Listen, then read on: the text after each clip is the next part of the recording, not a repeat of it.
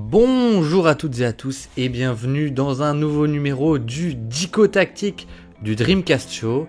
Et aujourd'hui, on va s'attaquer à un thème un peu différent, puisque ça ne va pas être un système tactique à proprement parler, mais on va parler de passe, de passing et de l'art de la passe cachée à travers un joueur, Luka Doncic évidemment. Et ça va être aussi l'occasion de voir pourquoi Luka Doncic est un des deux meilleurs passeurs de NBA, qu'est-ce qui fait de lui un bon passeur. Donc voici le programme et on est parti ensemble. Hey yo, what's up, Playboy? How come you wearing that suit, B? For real, it's 85 fucking degrees out here and you trying to be like Pat Riley. Man, look the part, be the part, motherfucker. Et donc la passe cachée ou la no-look pass, c'est vrai que c'est un highlight de base. Quand vous regardez des compilations, vous allez avoir des dunks, des contres et cette fameuse passe cachée. Et c'est vrai qu'un dunk, ça n'a pas forcément une énorme valeur, mais cette passe, cette no-look pass, elle a une certaine valeur. Et donc ce qui est très intéressant avec Luka Doncic, c'est qu'on va pouvoir naviguer et voir les différents niveaux de passing. Et on veut commencer avec les premières, peut-être pas celles qui sont tout en bas et qui nécessitent simplement un bon timing, mais on va dire les passes de système. Donc ici, vous le voyez, on a premièrement un double drag que vous connaissez très bien, deux écrans pour notre ami Luka Doncic, qui donc prend ces deux écrans et à la suite de ces deux écrans, vous le voyez, on a Tim Hardaway Jr. qui vient screen the screener et PJ Washington qui peut courir et rouler vers le panier. Et en fait, Luka Doncic, déjà, la première chose à dire, c'est qu'il peut faire des passes de système, mais pas de système très simple, de système aussi très compliqué. Ici, vous le voyez, en fait, grâce à sa taille et sa précision, son doigté, son toucher, son timing, il peut envoyer cette passe. Et en fait, ce qui est intéressant, c'est qu'il peut l'envoyer d'ici, de cette zone du terrain. Et donc, vous le voyez ici, en fait, il y a deux défenseurs qui sont directement attirés au-delà de la ligne à 3 points, qui est ici. Et donc, en fait, le fait que Luka Doncic puisse passer d'ici à ici parfaitement, ça fait qu'ici on a beaucoup d'espace tout simplement dans la raquette. Et donc ça c'est la première passe et vous le voyez, elle va être parfaite pour PJ Washington qui prend le alley. On peut passer à la deuxième passe qui est un peu plus dure, c'est la passe de connexion. C'est-à-dire qu'ici on a un mismatch puisqu'il y a Jacob Poeltl qui se trouve face à Kyrie Irving et donc on a Gary Trent qui est ici, qui vient faire une double team, clairement sur notre ami Kyrie. Et donc Kyrie, il va pouvoir libérer à Luka Doncic et au moment où Luka Doncic récupère le ballon, il y a déjà le décalage de créer. Il y a déjà le décalage de créer puisque là ils sont 1, 2, 3 face à seulement 2 défenseurs sur cette partie du terrain. Et donc Luka Doncic, c'est un peu trop facile pour lui, mais ça va être intéressant de voir en quoi la manipulation visuelle rentre en jeu. C'est-à-dire que Luka Doncic, quand il va recevoir la balle, son champ de vision, c'est que Josh Green. C'est que Josh Green et évidemment, Scottie Barnes, il essaye de lire ce que va faire Luka, il regarde Luka et il va venir ici pour essayer de contester. Sauf que Luka Doncic, vous le voyez, la balle, elle part directement à Dereck Lively et en fait, le fait d'avoir joué, d'avoir manipulé visuellement Scottie Barnes sur cette passe de connexion, ça crée un tir ouvert. Et c'est là toute la différence avec un highlight, c'est qu'ici, en fait, Luka Doncic, il crée vraiment un très très bon tir à ses coéquipiers. On va voir un autre exemple dans le même match. On a un écran très haut de Kyrie Irving et Luka Doncic il se retrouve face à Scottie Barnes, sauf qu'en fait là on voit il est tellement puissant que Scottie Barnes il bouge bien les pieds, mais une fois qu'il avait le tout petit retard de l'écran de Kyrie, Luka il est devant et il peut continuer d'avancer. Et on va pouvoir voir beaucoup de choses importantes avec Luka Doncic. La première, c'est quelque chose qui lui est souvent critiqué, c'est le fait qu'il ne soit pas très explosif, pas très rapide. Mais en fait, cette chose, ça lui permet d'être toujours en contrôle et de pouvoir décélérer et scanner le terrain à peu près tout le temps. Et en fait, Luka Doncic est tellement puissant et tellement grand que forcément, il attire l'aide ici d'Immanuel Quickley sous le panier, que vous pouvez voir.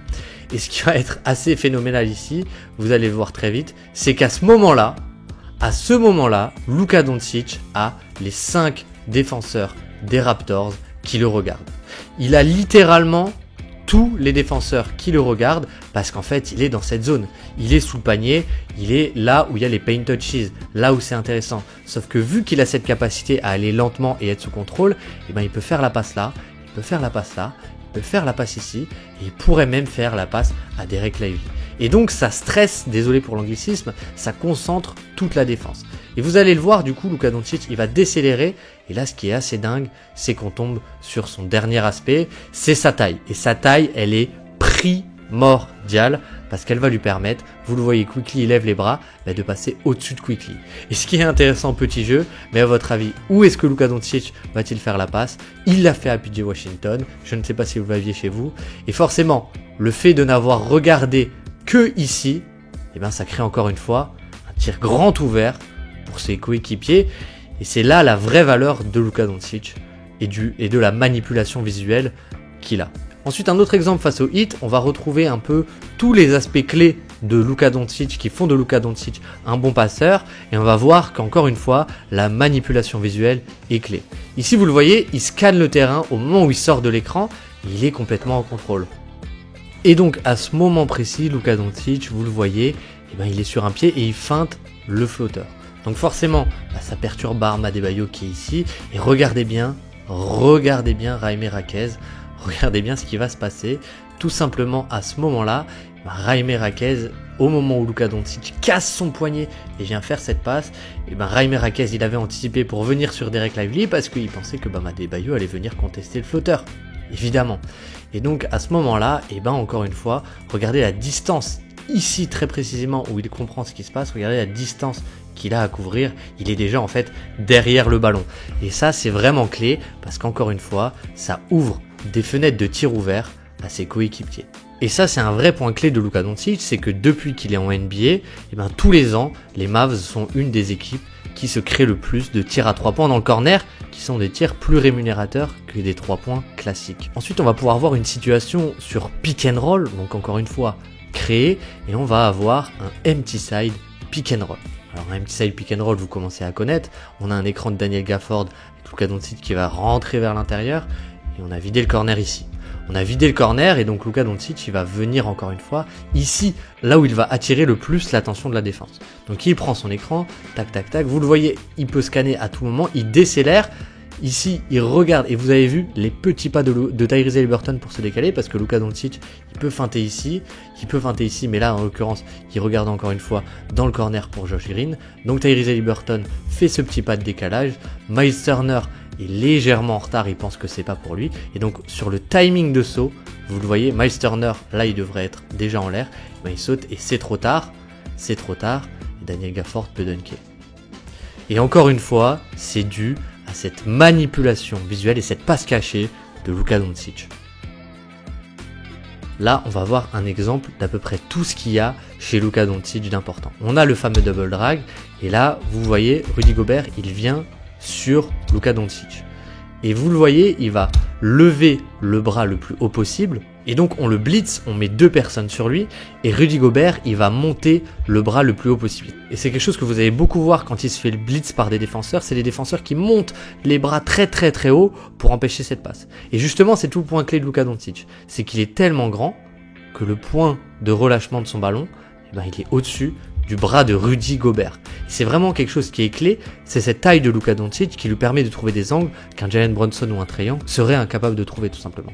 Et là on a le full package, c'est-à-dire qu'il regarde dans le corner vers PJ Washington, il va feinter la passe dans le corner, et ça vous allez le voir, Karl Anthony Towns, il va venir faire le close-out, du coup, sur PJ Washington. Et en fait, qu'est-ce que ça fait au moment où il lâche la balle, cette manipulation visuelle de feinter la skip passe dans le corner, la phrase est complètement dingue, ça fait qu'il peut lâcher la balle sous le panier.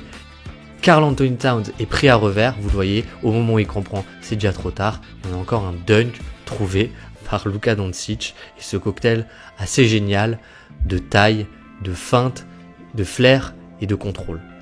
Et on peut finir avec peut-être ma passe préférée de Luka Doncic cette saison, c'est pendant le match de Noël. Et en fait, Luka Doncic sur ce match met 60 points. Et c'est un peu là tout le secret de Luka Doncic qui joue une isolation. Et vous le voyez, le simple fait que Luka Doncic joue une isolation, ça fait venir Kevin Durant en aide sur une prise à 2. Et en fait, Luka Doncic a une telle gravité de scoreur que sa simple présence crée un décalage. C'est-à-dire qu'ici, il y a 2 défenseurs pour 3 attaquants. Et ça, c'est complètement dingue. C'est une valeur structurelle complètement dingue. Donc là, encore une fois, Luka Doncic, il monte dans les airs, il va feinter la skip pass. Regardez bien Metu qui est ici. Il va feinter la skip pass avec le regard. Et forcément, Metu se fait complètement avoir. Derrick Jones Jr. est grand ouvert. Le X-out, vu que Metu vient ici, c'est à Eric Gordon de le faire. Sauf qu'il est en sprint complet, pardon. Et forcément, Derrick Jones Jr. il peut attaquer le close-out. Et c'est encore un tir ouvert trouvé par la manipulation visuelle et la passe cachée de Luka Doncic. Donc voilà ce petit passage, cette petite vidéo sur la manipulation visuelle qui est bien plus qu'un highlight mais qui est une vraie qualité des excellents passeurs.